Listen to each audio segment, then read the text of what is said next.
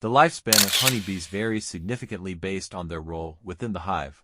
Worker bees, these bees, which are all female, typically live about 5 to 7 weeks during the busy summer months.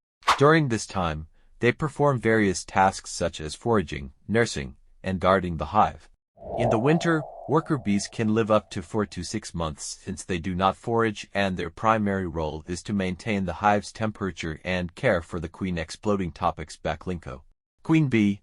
The queen bee has the longest lifespan of all the hive members, living between 2 to 5 years.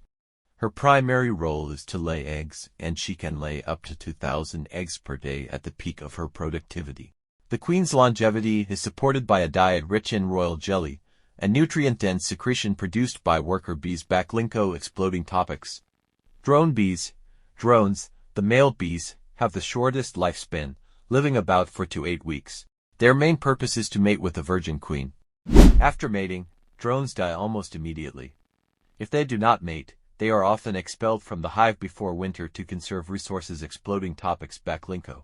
Honeybee lifespans are influenced by factors such as seasonal changes, the hive's health, and the availability of food sources.